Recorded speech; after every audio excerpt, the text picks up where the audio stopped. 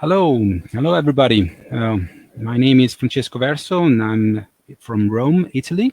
And this is a conversation about Turkish science fiction with some friends from Turkey for the book launch of Futurchia, which is actually the first ever Turkish science fiction anthology published in Italian. It's really a pleasure to introduce these authors because on my long quest for science fiction coming from different countries, I've been reading a lot of stories from many countries, and it's so striking and so surprising the fact that we find quality all across the world. We find good writers all across the different cultures and tradition. It's just that the people are used to thinking that science fiction belongs to one culture, to one tradition, to one history, to one language. And I really like to prove that is wrong. and there is much more. And there is so much richness in translating and bringing these voices into the global conversation. So it's really, really an honor and a pleasure to welcome this selection, of course. This is first book. I hope there will be more, and I hope more readers will be introduced to their writing. And this is a long journey I had the pleasure to do with Umver Ali Bey, the co-editor of this anthology. I owe him a lot because without him, I would have never had the chance to meet these authors along the way. And so thank you, Umver. If you listen, this is for you. And along this way, we have selected a number of stories in the book that is already here, published on Amazon, available. We have selected 7 stories. And here tonight we have 4 authors. One is missing on the way. I hope she will get back. But I would like to introduce them to you, and I will leave them to you with their own voices and introduction, so they can say something about their work and what they do and their science fiction presentation, let's say. So I would start with Seran, of course.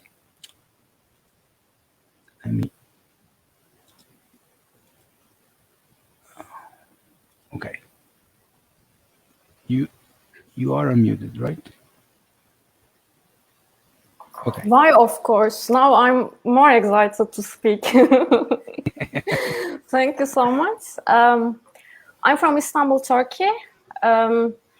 I need to tell that I don't prefer saying that one it's improper, but that story is deriving from my architecture background. That's why I just need to tell that my graduation was architecture, and then I finished my master and PhD thesis in sociology, because I found that place a very interesting, and that might be helpful for my writing, because I started to write at a very early age.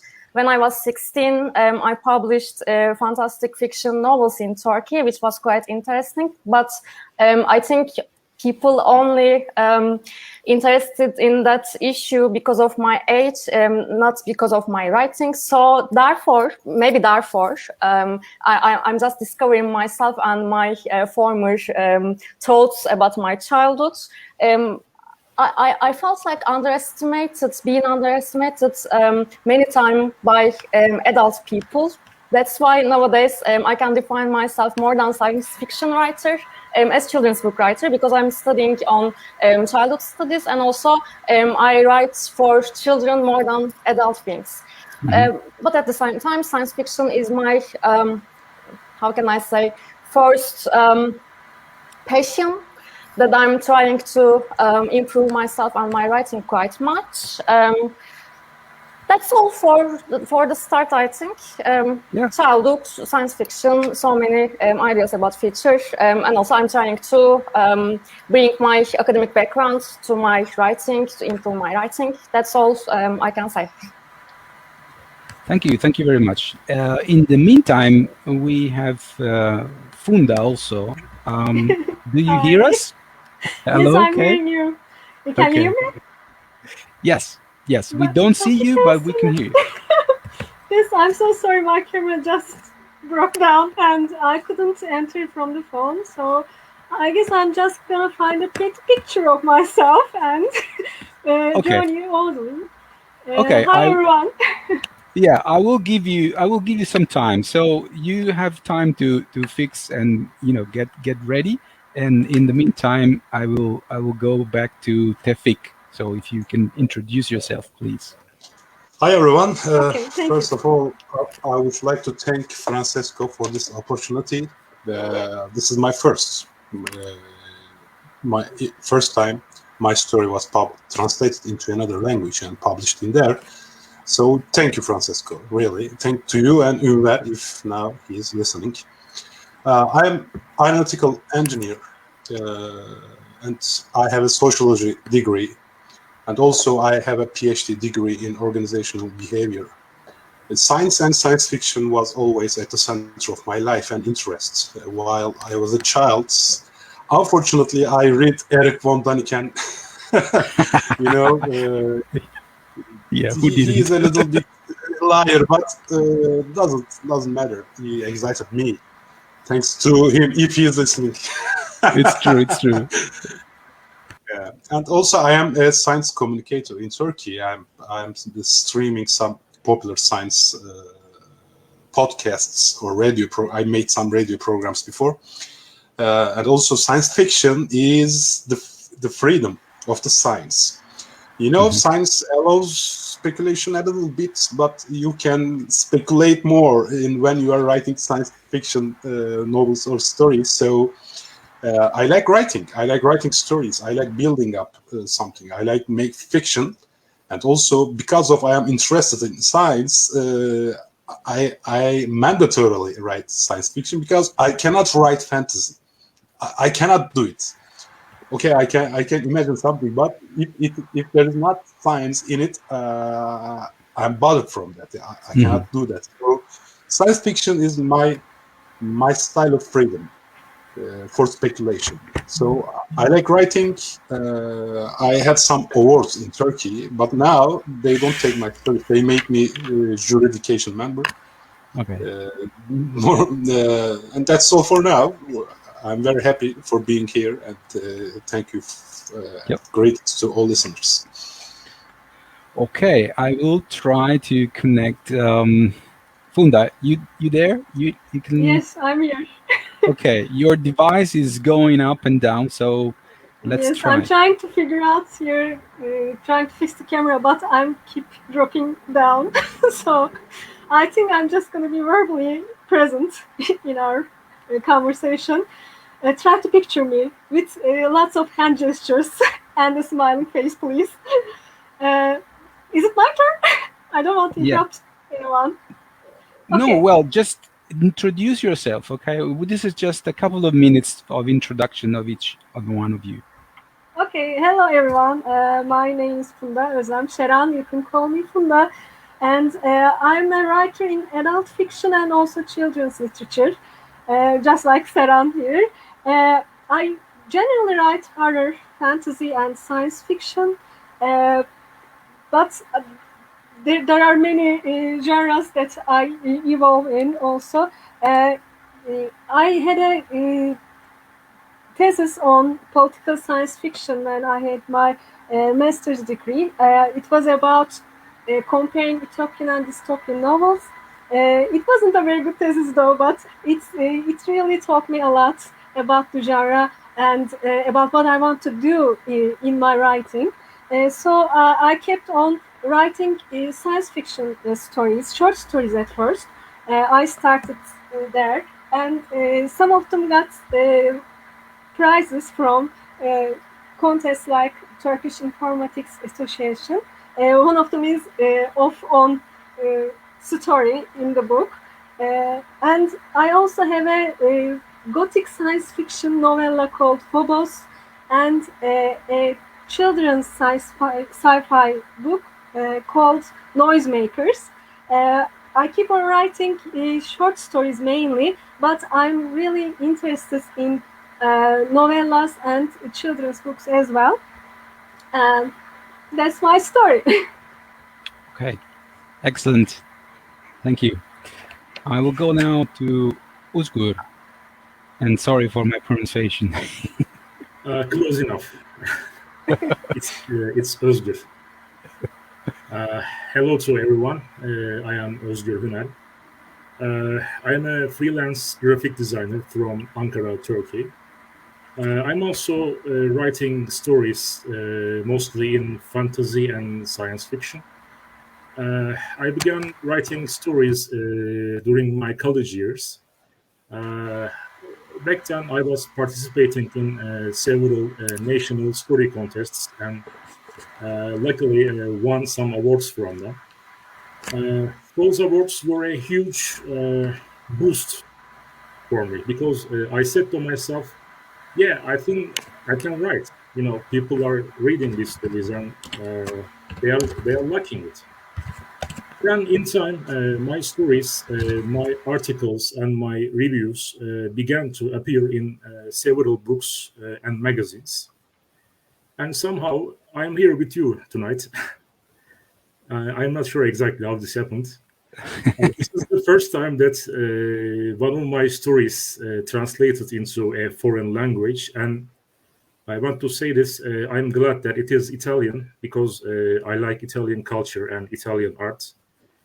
I actually, unfortunately, did not read any Italian sci-fi story, but I am a huge fan of Bonelli comics. Oh, yeah. Especially Nathan Never, because it's a right. science fiction comic. Yeah. And yes, Italian comics are very popular in Turkey, by the way, if some of our Italian friends don't know this already. So I'm glad to interact with Italian culture through this book, and thank you for this opportunity. It's a pleasure, really. And last but not least, we're going to Ruhşen. Hello, everyone. There is some noise. Yep. Is there some problem? Do you hear us? We can hear you. Okay. I am Ruhşen. Sorry. There is. You muted yourself. Oh. I don't know. We are going one by one. What's happening? It's. You okay? Yes. Okay, you're back. Now it's better. There is some noise, so I can't speak easily. But I try to do my best. Okay, now it's better. Okay, hello everyone again. Sorry for the interruption. I am Ruhşen. I was born in Izmir in 1988.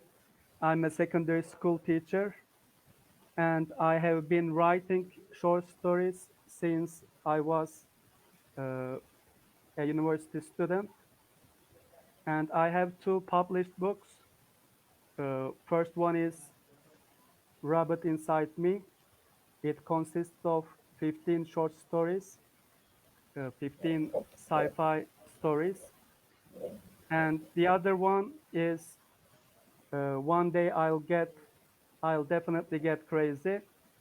It is about black humor. It's not sci-fi. That's all for now. Okay. Thank you very much. You're welcome. I really want to say something before we start, is the fact that we are all talking here into our second or third language. And that's something I really appreciate, okay? Because this is something that not all the people can, acknowledge, the fact that we are making a real effort to communicate across languages, across countries, across cultures. So thank you very much. I will really, now I'm going to go into what we're talking about when we talk about, your stories and Turkish science fiction, because really many times I've been asked by the people, should I read this? Why shouldn't I keep on reading the good old golden age science fiction coming from US and UK? What is the difference? This is something that people ask me all the time, and this question really bothers me a lot, because it's like, why should I go to, I don't know, an Italian restaurant instead of fish and chips? Why should I go to a Turkish restaurant instead of fast food? Why should I go to a Chinese restaurant instead of, I don't know, a French one? It's because the experience is different. Even though we're all eating, we're all experimenting the act of, nutrition. And it's the same thing with music, and it's the same with fashion, it's the same thing with art. So basically, we are talking about storytelling, but storytelling is affected by culture, by history, by the specific conditions and elements of a culture. So I say that Turkish science fiction does the same thing that American science fiction and English science fiction does. It just does it in the Turkish way. So I'm selected stories that have to do with a bit of cyberpunk, with a bit of genetic engineering, with biopolitics, with social issues. So really, the discussion is about global issues everywhere. Are the same, but the specificity of Turkish science fiction, it's because of its culture center. So I would like to, for example, start from Tevfik again, because your story, for example, is about a kind of crime and punishment through a technology. So this is like a very deep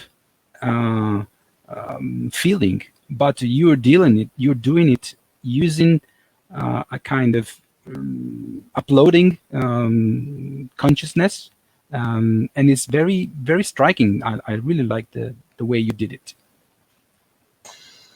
Thank you. Yes, you're right. The sci-fi culture is a subculture of the society's culture in our country, and we are inevitably affected by the political agenda of the country. In the woman, feminicide is one of the biggest problems of our country, and it is a political target, we think. And every day we feel very sad that the people who are killing women are sometimes unpunished. Mm-hmm. And in my story, it was a way for me, it was a tool for me to comfort myself that one day, if the technology advances allow us to go to the past, not a time machine, but it's a type of time machine, because you are taking someone who is already dead, and then you are giving life to this brain, and then so you can make a jurisdiction for that, and you can jail him or you can punish him. I think it was maybe an expression of an hopelessness. Mm-hmm. Because now we think that in Turkey, justice doesn't make that. justice doesn't make the necessary things to punish the people who killed women for cultural reasons. And so here the sci-fi has a different role for me for now. It is also expressing a societal problem. So I think normally when a science fiction story carries a political message, I don't like that, because it seems like it is not very integrating with the story, and it seems like that a propaganda. Mm-hmm. But although this is a political issue in Turkey, the feminicide is perceived more. I don't know how to say vicdan in English. Can you help me? Oh, I don't. Okay. This is a very special word. I think nobody knows. I have to check dictionaries. I'm sorry. Empathy, I can say, but yes, Turank would help. Oh, how? Conscience. This is or okay. belki daha iyi. Remorse. Yeah. Okay. Remorse. Right. This is a moral and remorsal issue in Turkey. So you feel that there is injustice against women. There is an unbalanced justice, but in the negative way for the woman. So I used science fiction here. I used the feature technology here to get the justice again. Mm-hmm. So this is not my first political science fiction story. I have a book now. My last novel is again a political sci-fi. Okay. And I am again. Okay, let me check. Let me check the dictionary again. Okay, I am settling account with the political issues which is bothering me very much in Turkey with my sci-fi stories, because it is only way for me now to make myself comfort about something. And also it is a way of pointing the issues, because I think literature has a role like that. Literature has a role like that to explain the current era. We'll come back to your projects later, okay? Keep it there. Thank you. Given the fact that you've been talking about feminicide and the female condition, I would like to move to Seran Demiral and her story about artificial insemination, about the issue of female independence in a way, or freedom. Okay, I don't want to spoil it, but it has to deal with genetic engineering in a way. So, can you say, I don't know, your source of inspiration or something about the story itself? Okay, for sure. By the way, Tevfik's opinions and his expressing himself about how he used science fiction for political issues. Maybe we can talk about, censorship and how science fiction and fantasy fiction, some kind of alternative genres, can be functional for us to express ourselves in such troubled countries, let's say. And by the way, I'm thankful for your very nice, crucial introduction about all those cultural diversity and translation. And I'm so thankful for feature fiction in general. So now let me speak about The Pregnant.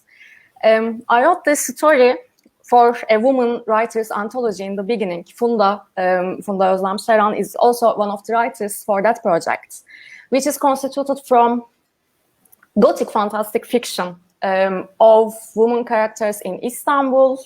There were three different criteria for each stories. Historical backgrounds should necessary, Gothic spaces should be necessary, but the most important part is their being women's stories, and you use that word in the independence and freedom. I may add one more, which I found more important for, let's say, women movement and struggling, solidarity. And I think that story is more or less about solidarity.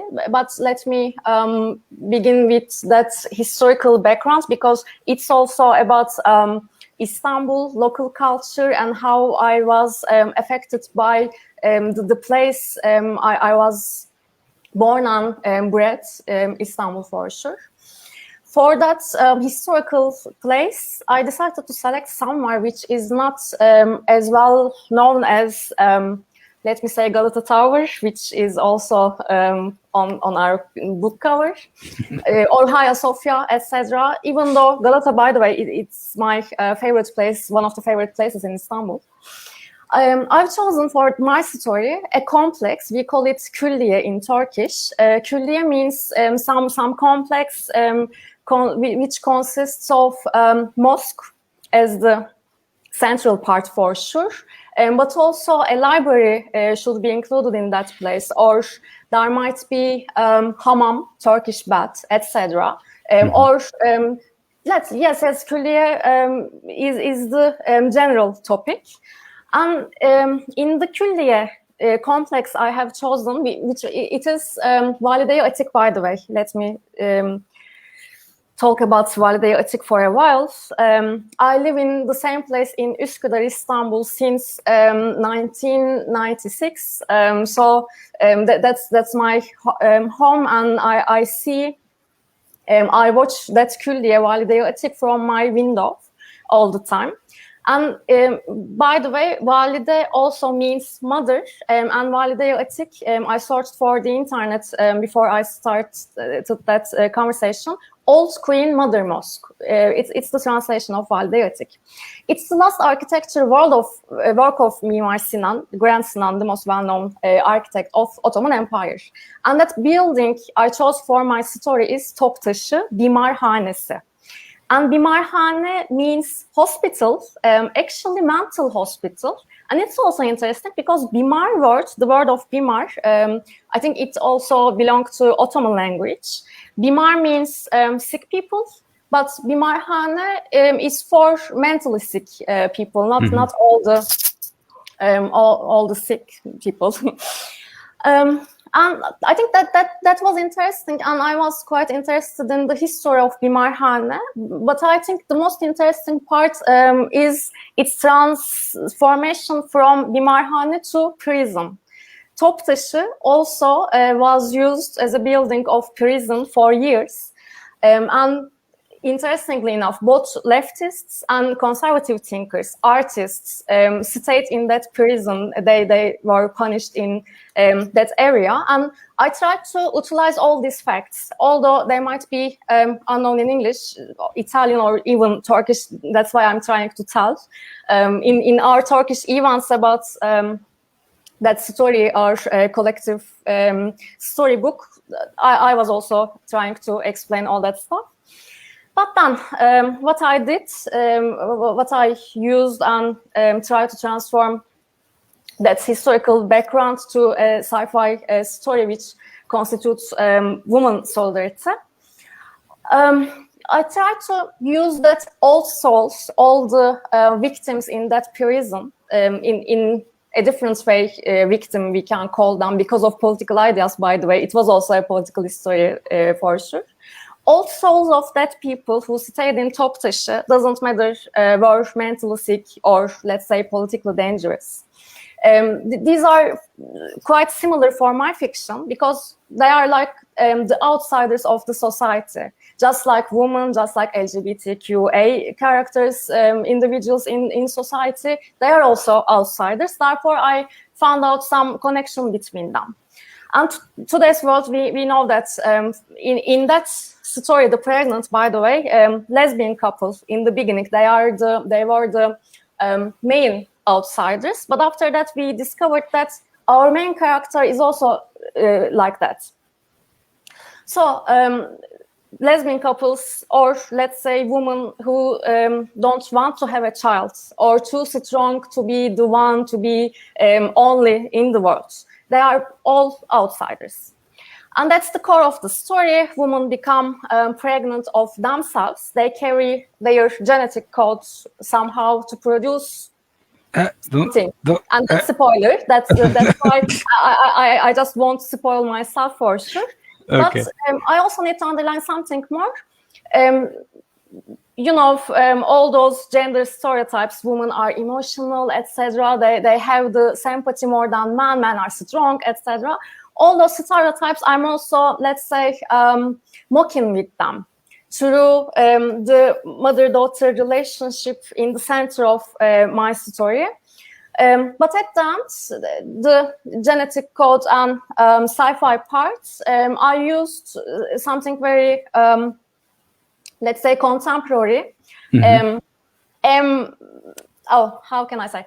CRISPR, yes, RNA code rather than DNA code, etc., or guide DNA, which is quite well known for our everyday lives because of COVID-19 and the vaccine, German vaccine, which was produced in Germany, let's say. So all those are also showed me that I'm trying to find out ways to. Okay, I talk a lot. Sometimes I can lose myself. Okay, now I'm stopping at that point. One thing more, Frankenstein reference, which was also important for me because I refer to something very important for women's sci-fi, women's writing, etc. So that's a feminist sci-fi story. Okay, thank you. I would like to, of course, mention the fact that there is an author that is missing, which is Selin Arapkirli, if I pronounce her correctly, and she has 2 stories. So the anthology covers also her stories, which I really, really liked. So I'm sorry she can't be there tonight. I would like now to go to Özgür, if I pronounce it correct. And yes, your correct. Story has a particular flavor for me because it deals with Italian opera in a way, so it's Tosca 2.0. And so my question is, of course, how does that come from? Okay. I want to start from the very beginning, but it won't be too long. Don't be afraid. Firstly, I want to say this: in today's world, any and every idea you can think of is already being used for countless times, and it is the same with graphic design, and it is the same with fiction writing. So what can we do to create something original? I think the best way to achieve originality is to develop your own personal style. So that way, even your idea is not an original one, your personal style of telling, it can make your story original. So I think the key is to simply be yourself. For me, the key to being myself when writing science fiction was to use my theoretical and practical knowledge of art and design. In most of sci-fi stories, I was dealing with a form of art, whether it be painting or music or anything else. For Tosca version 2, I choose to use the stage show, the stage art. Because I love the Phantom of the Opera, both the novel and the musical versions, and I always wanted to write something like that. I was the president of my university's musical club during my college years, and hello, by the way. And we were staging musical shows in that club. So I had some stage experience. I have some experience on this subject. Also, of course, I'm a fan of opera. Prior to writing that story, I saw a performance of Tosca by Turkish State Opera in my city, and I was amazed. I really liked it, and it gave me the inspiration to write a sci-fi story which deals with concept of reality and what is the importance of reality for human mind. And of course, since this is a sci-fi story, enhanced reality comes into play. In the story, I'm discussing how and why can we enhance something like reality through a detective adventure taking place in the future. We can call it my version of the Phantom of the Opera. Like I said before, what I tried to achieve here was being unique in way of telling the story rather than being unique in story itself. Besides that, I don't want to give too much plot points and spoilers for future possible readers, and I want to let them discover it themselves. Thank you. I really appreciate because the stage you created, it really, I could picture it, and I really like all the tricks and stuff you have managed to set up on the stage. It was really interesting. Well, now that we have Funda live, I will really take this opportunity. Sorry, Ruhşen, but I will go to Funda. I really, yeah, okay, we take this chance. Okay, we don't know how long it will last, but your story is a bit, dark and grim, and with these two worlds separated, the upper world and the underworld, and you really want to say something about kind of discrimination, or kind of the separation in the level of the population. So what was the story behind it? First of all, the story idea came to me years and years ago, but it wasn't really formed back then.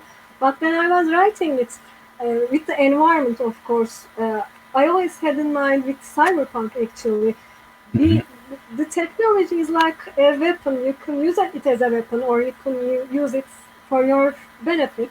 And I think it's the problematic of science fiction from all along. You can use something as a good thing or a bad thing, but the way I see it, the world we are living in right now, is that it is most likely to become a weapon, unfortunately, like social media itself.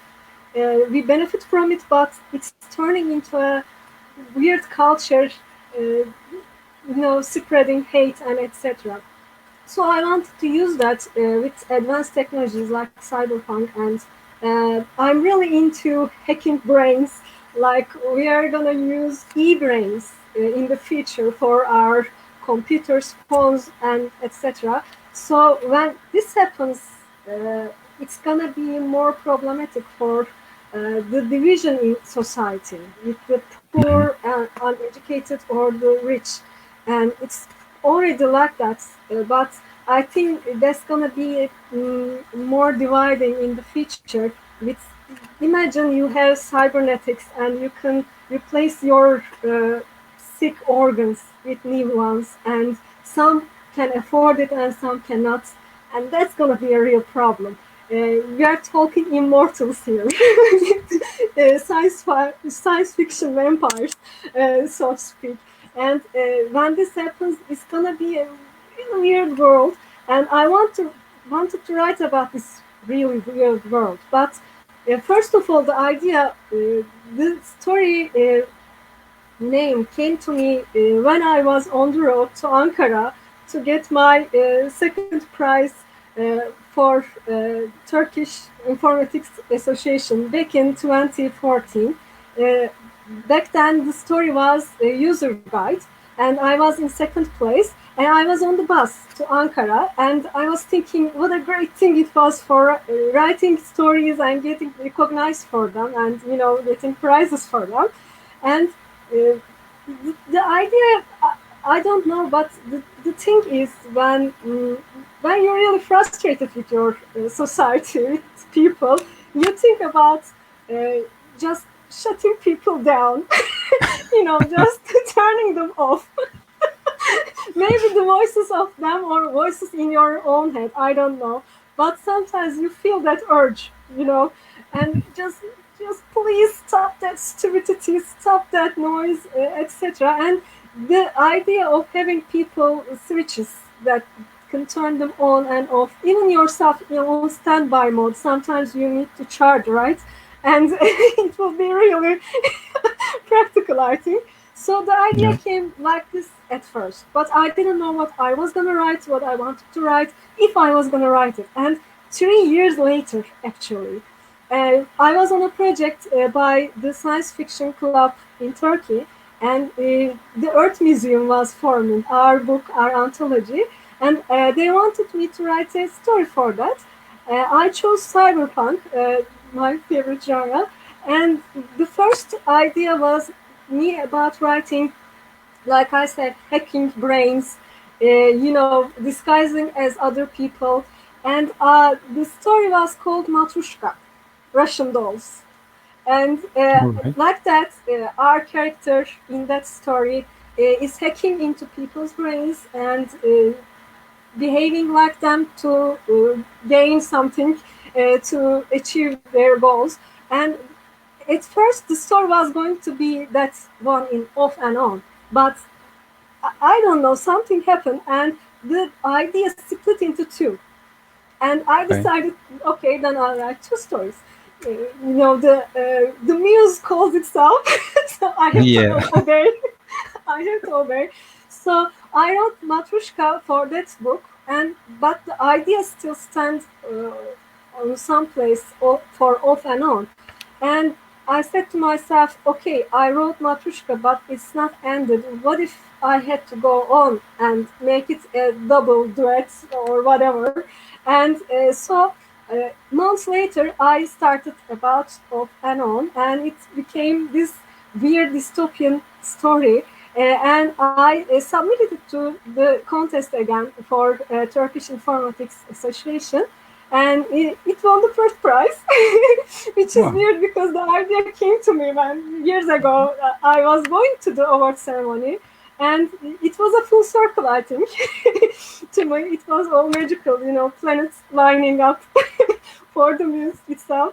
So I don't want to give too much of the story off and on, but we can say that I want to turn on and off sometimes on people's switches, and the artificial intelligence in me it tries to make everything better for the world, for the society, because we all know as humans we don't make rational choices always, not on the individual level, not on the global level, not on politics.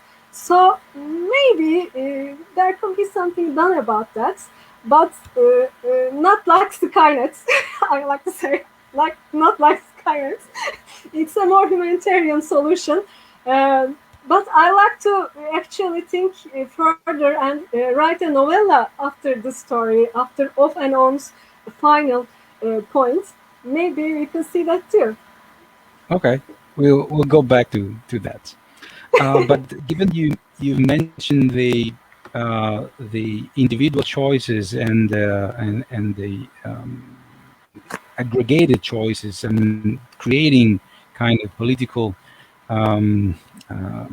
decision, then you are kind of going into Ruhşen's story because he deals with a direct democracy system, which I found very interesting, because in Italy we had this political party, so-called, called the Five-Star Movement, which tried to apply this kind of direct democracy with, not so good results. So I was really interested in your story because then you're going into real dystopia again, kind of a surveillance state. And I found your story also very interesting. So can you please say something about that also? Of course, thanks a lot. First, my story is what size would you like your democracy? And as you said, it's a direct democracy dystopia, and the story takes place in Izmir, my hometown. So first, I'd like to talk about Izmir because Izmir is a little bit different from other parts of Turkey. It is more liberal and I can say leftist, especially after regional elections.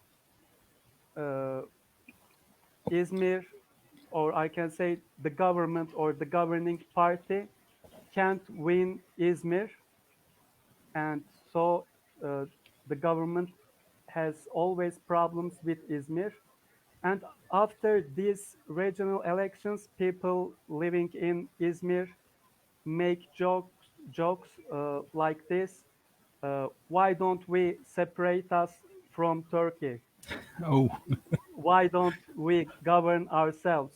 We would oh, be happier, we would be more free. And uh, in ancient times, uh, ancient Greeks lived in Izmir, and there were city-states in Izmir. So uh, these two information come together in my mind, and I say to myself, why don't we realize direct democracy with the help of today's technology? mhm, Everyone can have a voting device, and everyone can decide uh, the decrees or the decisions of the government. And the second part of the story is about artificial intelligence, of course. Uh, and there's another question there. Why don't artificial intelligence or AI govern us? mhm, Because AI uh, can make um, better decisions, mhm, and maybe it couldn't have bias towards minorities or different parts of the culture. But of course, in the end, utopia becomes dystopia. yeah. So, and I would like to thank you and Ünver for Okay. this opportunity. Yeah. Thank you. Thank you. Okay. We had this first round, and now I would like to kind of ask a couple of questions, and somebody, I mean, maybe not everybody. Let's have a couple of people talk about this, otherwise become too long. My first curiosity, because really I really would like to know more, is the scene in science fiction in Turkey, how it is. So let's say how it is considered in terms of fiction and literature. I mean, I think I know this answer, but let's say more specifically, if there are, let's say, fan clubs or some national awards or some relevant magazines, stuff like that. I mean, we all know that science fiction, is considered, you know, B, C, D literature, and that's not the case. We all know that they are wrong. But how do you feel in the last 10 years in Turkish science fiction? Is it getting better? Is it more popular recognition or movements or stuff? Especially, for example, with the development of digital printing or online magazine stuff like that. A couple of people who wants to start. Okay. Yeah, I can start if you want. Due to my age, only the little part of this conversation is lying on my experience. But until maybe 20 or 25 years old, 25 years ago, the science fiction was like a very small subculture, which is consisted by a few people. They tried to publish some self-published magazines, and also there was Bülent abi. Now he is very sick and he cannot even. I hope he is fine. He will be fine. But he is the historical person of the science fiction, and he always says that they were a few people. And also science fiction writers, Funda would say something better about this because of her research.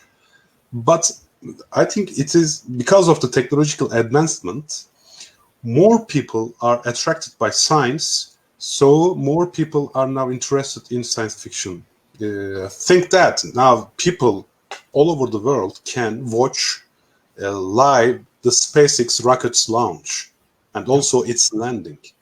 Yeah. And in Turkey, it is the children are now very curious about that. They are watching lively. There are Turkish YouTube streams about it.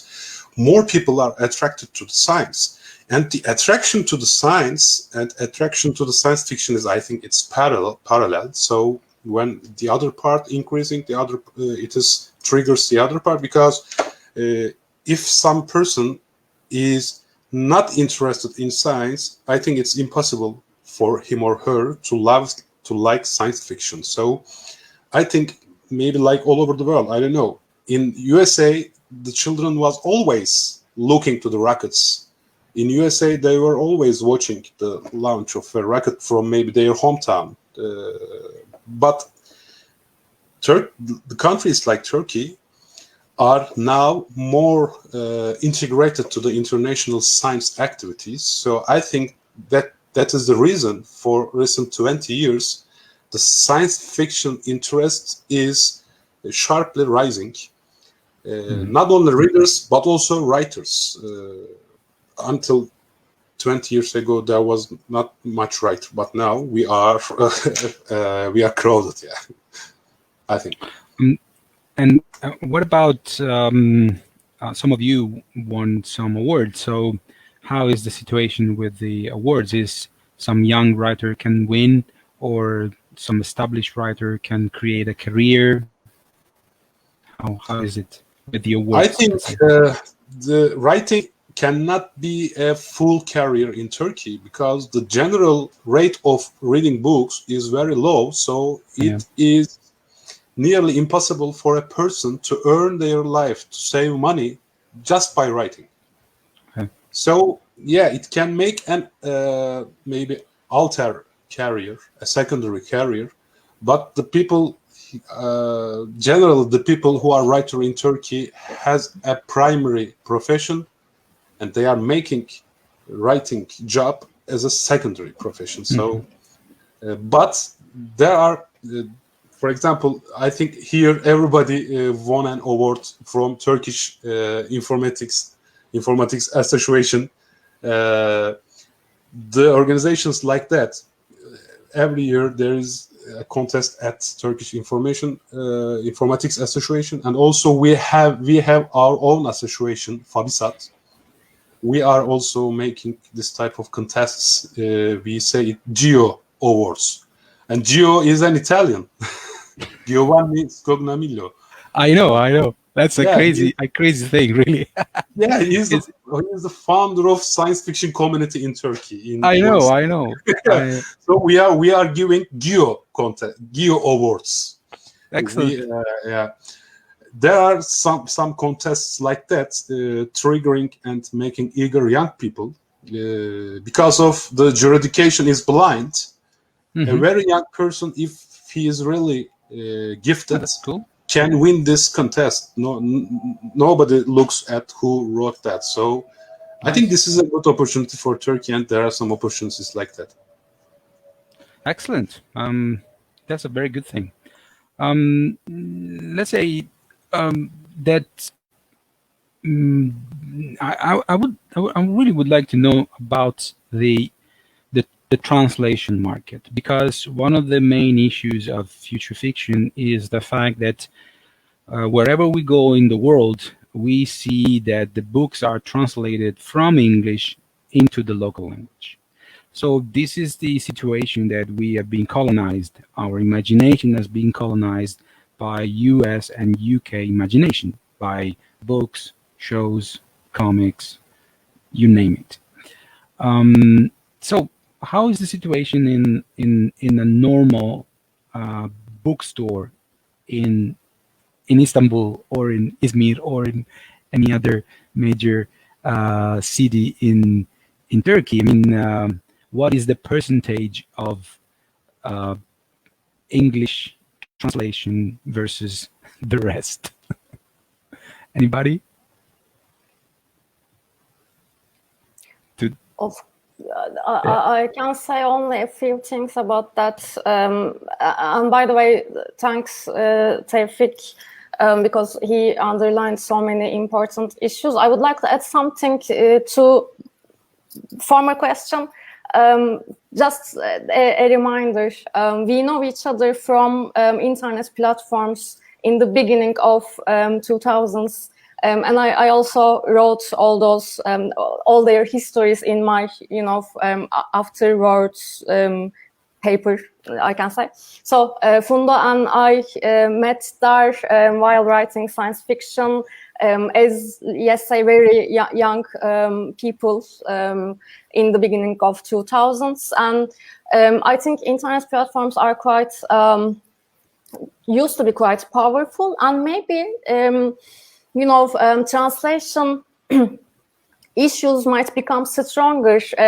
Your question about translation markets, the high percentage of books published in Turkey, for sure, translated from English to Turkish. And also I can say that several countries, for instance, Russia might be an example for that. Several countries has the impact on Turkish science fiction, and we can see some other books which translated from Russian language to Turkish. In general, Spanish translation also constitutes a high percent, but in not science fiction or fantastic fiction area, let's say in general literature, yes, we can talk about. Yeah. But I think about Turkish writers' translation to other languages, especially for science fiction. It's a proof that I think we all here just experienced first time their stories, our stories published in Italian, any other language rather than Turkish language. And that's the proof of, let's say, our level of that market about translation of Turkish, for sure. But, okay, the floor is another person's. Sure. Tevfik.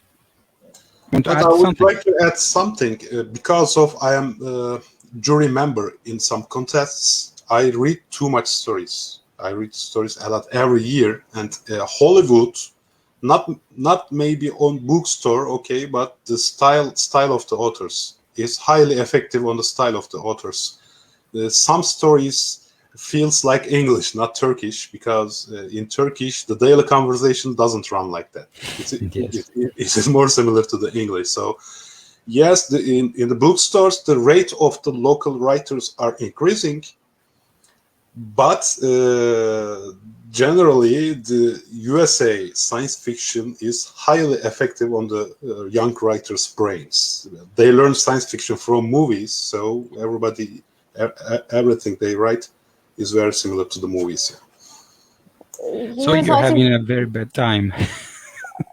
By the way, the names of characters also might be in English. If you can also understand that. Okay, that's the first story he or she has even written. If they, let's say, in gender neutral singular pronoun. I'm trying to make myself used to use it.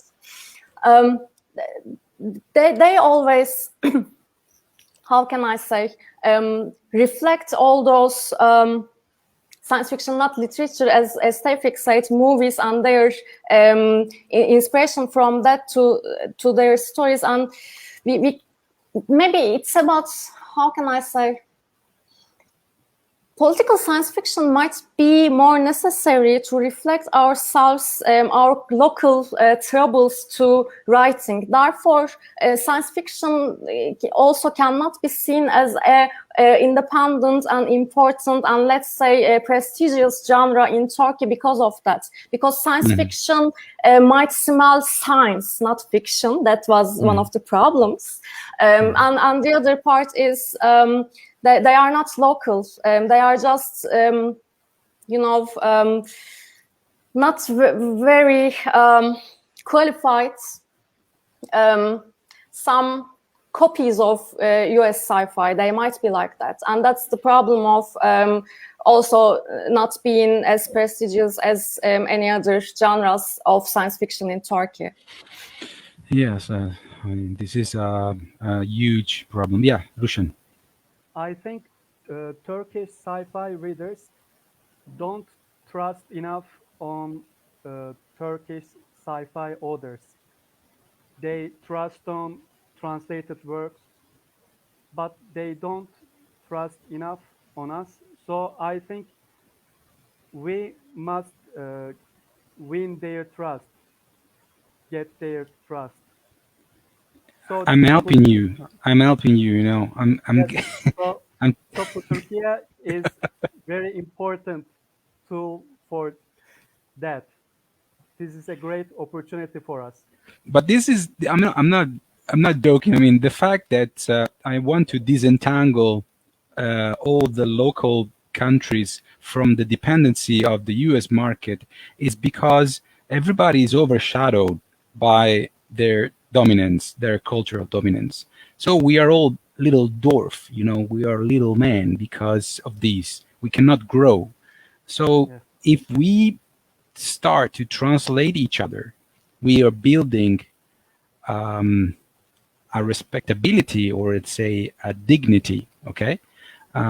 Because I see, for example, my friend Xavier Dollo from France here, and we could, build networks with Italy, with France, and people from Mexico, and people from China, and then we can create these lateral networks showing that quality can be perceived across borders. We don't have to go to the English market all the time. Please. Tevfik? You have to unmute but yourself. we have to add a little point here. For example, if the science fiction story is including an image, for example, going to the space or about a particle collision machine, you have to imagine it in USA or in CERN in Switzerland. That's because of the technological differences between countries forces young people to have to think something not in their own country but the other countries. That's the problem. And also Seran, I think, wanted to say that political science can be local because you think your country as a consumer of technology. But if you want to imagine something new about going to the space, about interaction with the other planets, maybe, or if you are making a black hole with collide the particles, you have to refer to the other countries. So your mind cannot imagine it for your own country.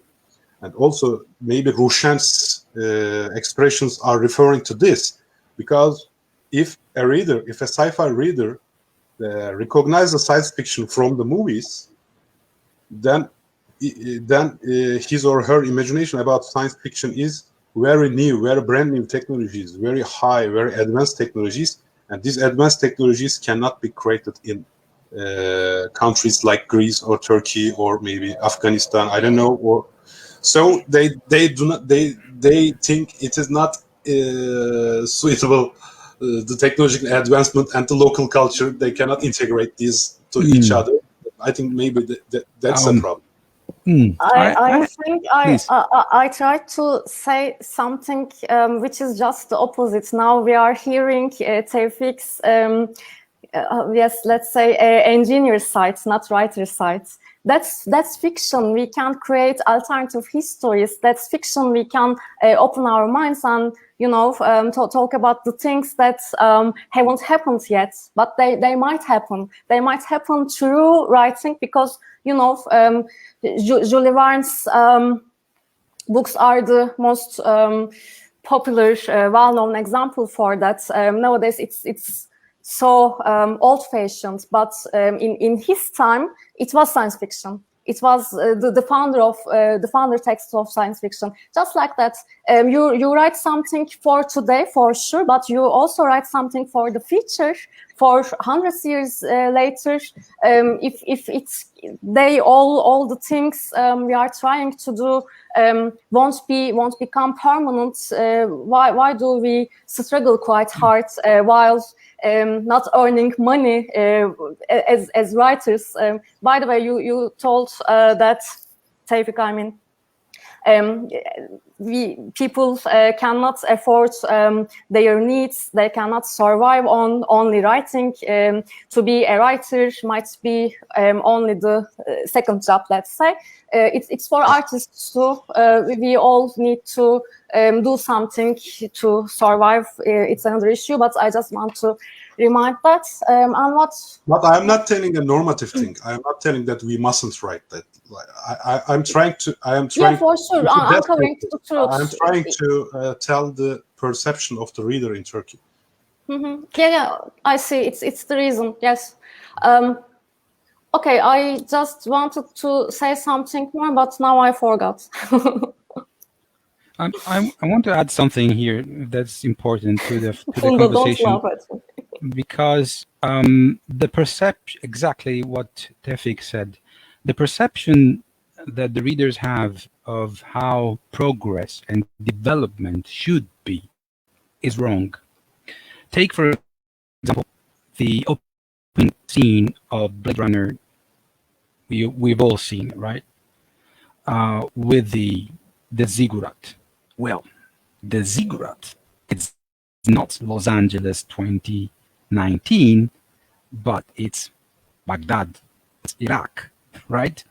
So actually what this modernity or post-modernity does is trying to sell us back a kind of restyled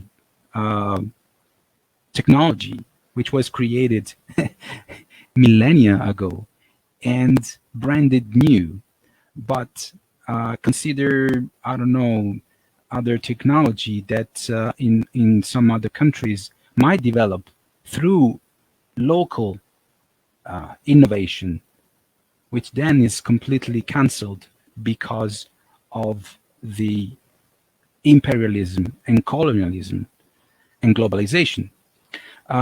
So there is a layer of imagination that we have to remove in order to have our imagination, as Seran was correctly saying, projecting our future into the next years.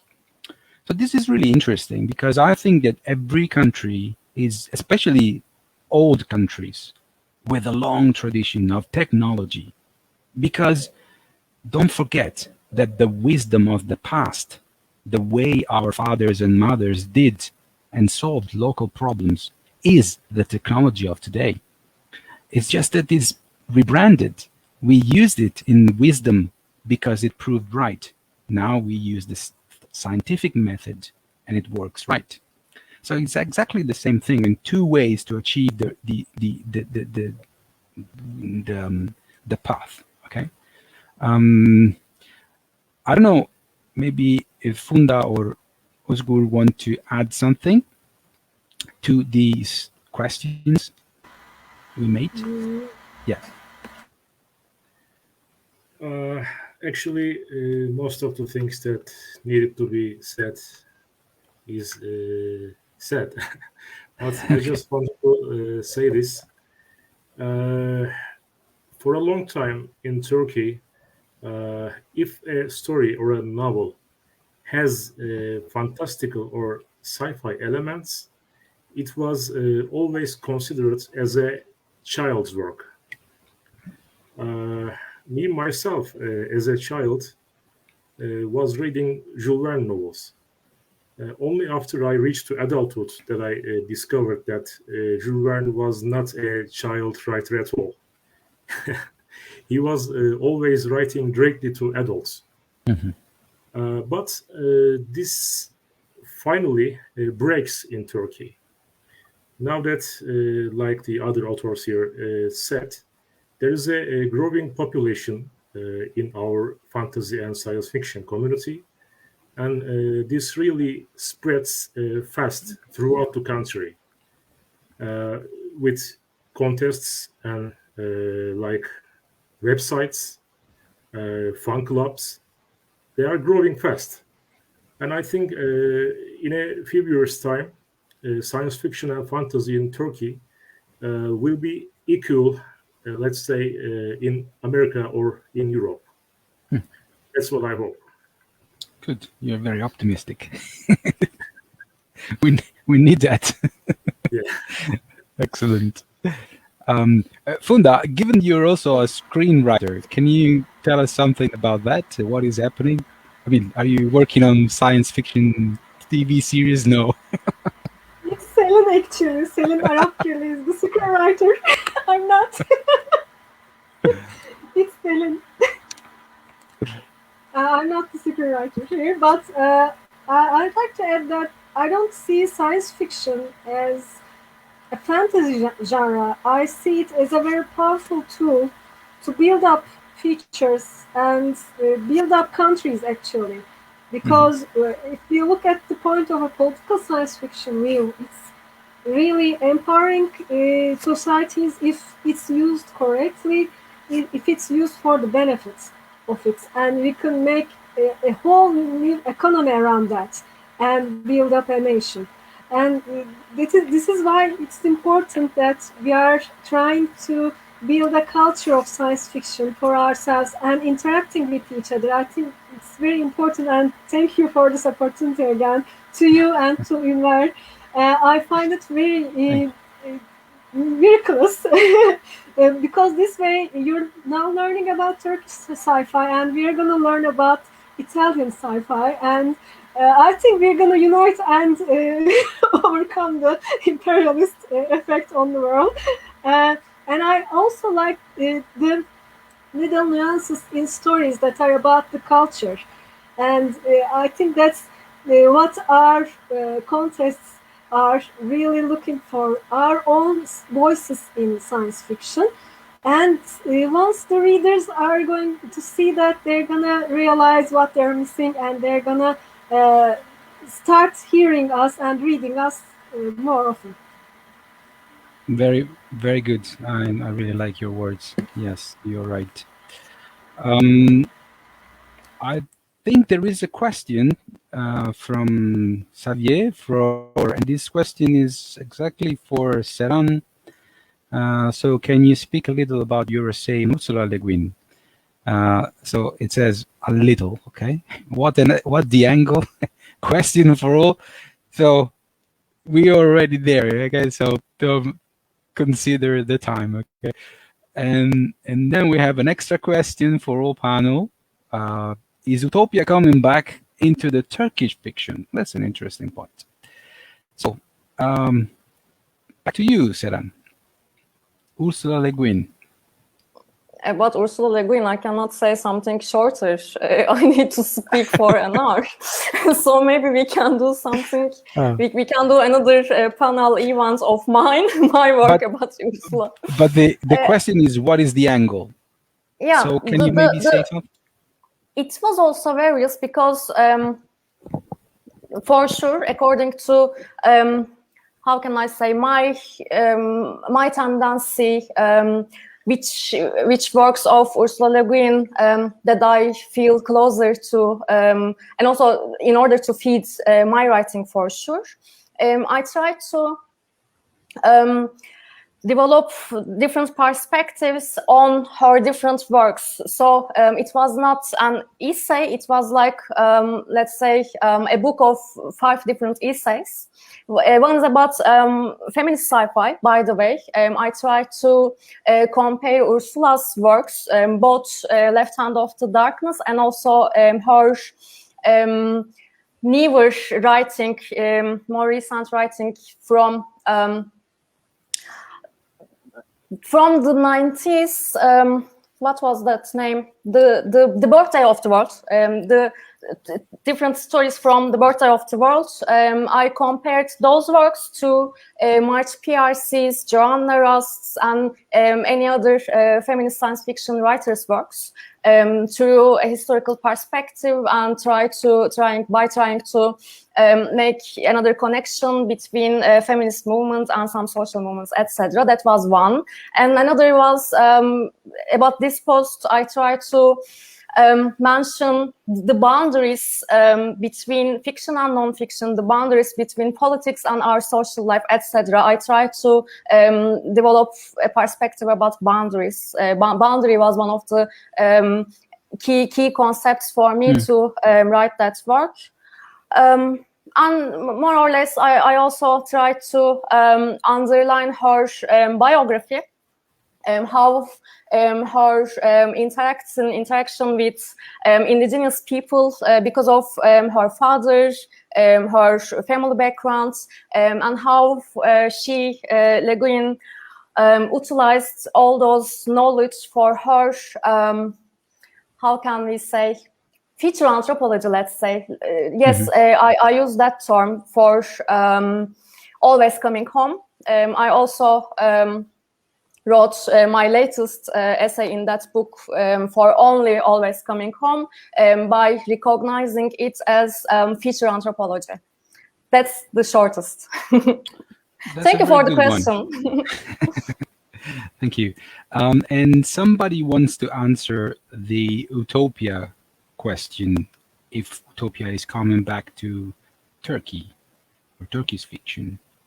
Funda, there you go. I have a brief commentary on that. We couldn't start with utopia. We just heads-on dived in dystopia, unfortunately, because of the times we are living in. I'm just going to say that and let the rest. Yeah, but can I say that? I mean, isn't science fiction working in a counterphase? For example, when the things are going very good, some people start to point out that maybe that's not the case. And when the things are going very well, maybe, and when the things are going very bad, then people say, yeah, we should maybe, try to find solutions to these and be hopeful. And I say that because I tend, to like this solar punk attitude of trying to fix and propose instead of pointing fingers. I will speak short. I promise. I would like to add something that where Funda left, because I, as a writer, also started to write dystopian fiction rather than science fiction in the beginning. But after a while, I just discovered that yes, we experience dystopia every day. And also, wow, thank you so much. So we are, I think. I'm not sure I pronounced it correctly. Xavier, yeah. Yeah. But not only political crisis, ecological crisis in the world, political crisis in, let's say, Middle Eastern area, but many other places in the world for sure. Because of health crisis, because of driving from COVID-19, I just find myself saying that okay, now I'm stopping writing dystopian fiction anymore. I'm just turning my face to utopian fiction. I think that's the motivation of us nowadays, and also cyberpunk. You say, and we sometimes discuss the tension, the similarities, and how our perception transforming from, let's say, cyberpunk to solarpunk. I think ecological crisis, the facts, the social facts, and also physical facts in the world affects our writing for sure. We just produce our works upon the age we experienced and all the crises. You know, we can also define today's world as the age of crisis. Therefore, while writing, maybe we can find some ways to struggle with all those crises. Therefore, we just try to need to develop utopian fiction more than the others, and also cyberpunk becomes a reality for us through internet platforms. Now, Francesco, it's maybe fifth time I'm seeing your face live, and it's the second or third time we are together in a meeting. So cyberpunk is you know usual for us nowadays, but maybe let's say against crisis, against ecological crisis, and also I'm working on some kind of projects I can mention later on. Solarpunk is the feature fiction nowadays, but it can change also. It's only for now. Okay, Tevfik? There is an idiom in financial markets. I don't know if it is the same in the English, but you are buying the expectations and you are selling the truth in financial markets. I think science fiction authorship is like that. For 4 or 5 years, I am jury member of the Turkish Informatics Association contest. Every year, a story was used to come about pandemic. At least 1 to maybe 10% of the stories was about pandemic. But last year, none. There was no story about any epidemic or any virus or any biological entity. There was nothing. That's strange. Because now this is reality. So I think it's not enjoyable to image. Yes, you need to make something The fiction different. must be about fiction. So I think not the solar fiction is not the feature, because in feature it will be reality, and we are going to lose our interest with that. So I wanted to say that. Yeah, sure, of course. Yeah. We're not there yet. Always, there is a distance with reality. All right. But I think it's a nice discussion. Thank you for your comments. We can discuss it later on. I'm sure you will. Well, we're getting closer to 1 hour and a half. So, I mean, we don't really have time. So, according to Turkey, it's pretty late now.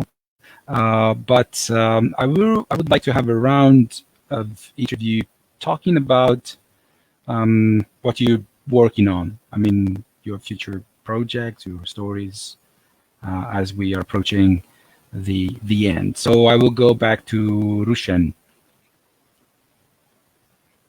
Okay, nowadays I'm writing for the children. I'm writing children's books, and one of them is published. So now I'm working on a novella, a short novel for children. And of course, I'm continuing to write short stories, short sci-fi stories. Oh, sci-fi. Okay, good. Thank you. Who wants to come in? Funda, what about you? Okay, I'm also trying to figure out a children's book, but it's gonna be a horror story. So I'm trying to be very careful about it, because especially with children's literature, some genres and some topics are very perceived weirdly among the parents and teachers and schools. So I'm trying to be careful nowadays. So it looks like the children market is very popular in Turkey. Right? Everybody is writing there. Good. Okay. Özgür, you're also writing children books? No. I'm Okay. not. Tevfik Uyar said that in Turkey you cannot make a living simply out of writing, and unfortunately that's truth. I would like to make a living just out of writing, but it's impossible. It's just a side job, not even a side job. It's a hobby for me. Yeah. So right now I don't have a lot of work on me, but I'm planning to publish a personal anthology, which will include all my stories, fantasies, science fictions, and other genres. Plus, it will include several new stories just for that anthology. Since I'm a graphic designer, I'm planning to design the book completely myself, from cover to the interior pages. I'm also planning to draw several illustrations for each story. So it will probably take a lot of time to finish the book. Yeah, but it looks like a very interesting project. Yeah. Thank you. Congratulations. Yeah, really good. Seran. While writing for children, unintentionally, I have become an academic in childhood studies, as I told you in the beginning. So I have recently written, and hopefully some of them will be published in journals, many articles, let's say. So I'm trying to improve my English writing by doing this. And these are, by the way, these might help my sci-fi writing, because I worked on children's interaction with digital technologies for my PhD, and I'm also developing some kind of projects about online education, how children develop their identity subjectivities through online platforms by developing some kind of networks, etc. And nowadays, I miss writing fiction quite much. It's a children's book that I intend to finish, because I promised to my hosts. I live in a residence right now, and in the middle of August, I hope I would be finished that novel, and after that I will write a realistic fiction about the concept of family, by mentioning different kind of families. But also I'm interested in, as you know, LGBTQ issues, adoptive family, etc. And I try to write another fiction, sci-fi, I mean, about this family concept again. And the last one, I recently completed a solarpunk sci-fi story. All right. I hope you will read it soon. Of course. Good to know. Good to know. Looking forward to that. And Tevfik. Nowadays, I am trying to convert science fiction into reality. We are working on the Turkey's first digital human. A digital identity exists on internet, and doesn't having a physical body, but she has a mind. I am programming her speech. Wow. Also, we are writing a movie for her. Ipera, her name is. Maybe you can find it by searching at Google. It's like the movie Her. You've seen the movie Her? Yes, yes, but I hope she will have an independent characteristic and personality. We are working on that with the most prominent engineers and technologists on Turkey. And also we are writing a movie for her because she will be an actress. We already had a contract with a production company, and she was in contemporary Istanbul.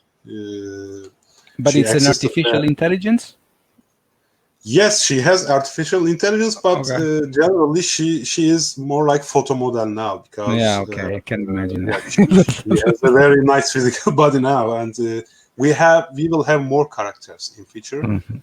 We are making this business. We are trying to create meta-human. We call it meta-human. And also in science part, I am working on Fermi's paradox. I'm trying to explore the alien intelligence issue, but there is no data, and we are working on more scientific speculations. 3 or 4 months ago, one of my articles has published in International Journal of Astrobiology. And now we are working on more rigorous work on Fermi's paradox. I'm using agent-based models in internet, in the computer, and but I don't have too much time to write novel now. But I'm writing small stories when I got inspired. Yeah. Okay. Oh, so thank you very much. I think there are no questions at the moment, so I think if you don't have any other further remarks, we can. Somebody here. Julia, you know Turkish. Wow. I again want to show the book, which is out, Futurchia.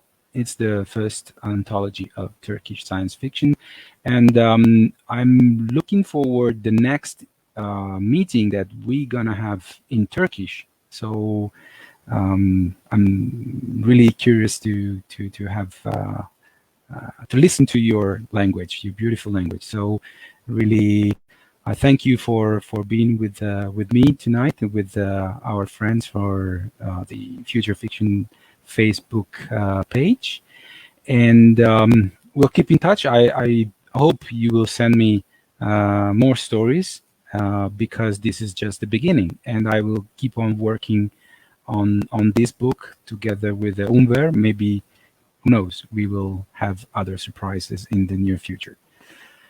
Okay, thank you very much. Thank you so much for all this process and for the invitation.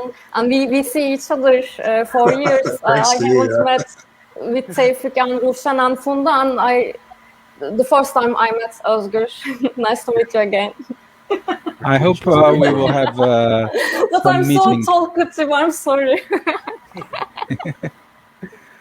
I hope we will go back to some kind of convention or some meeting. I don't know, maybe Istanbul. Who knows if we go back to travel again. İnşallah. İnşallah. Inshallah, of course. You're welcome. Arabic effects on Turkish culture. İnşallah, maşallah. I intend to go visit Milan, by the way. Maybe we can also meet in Italy, who knows? Of course. If you come to Italy, just let me know, okay? Of course, we can. Okay, have a good night. Bye. Buonanotte. Ciao. Bye-bye.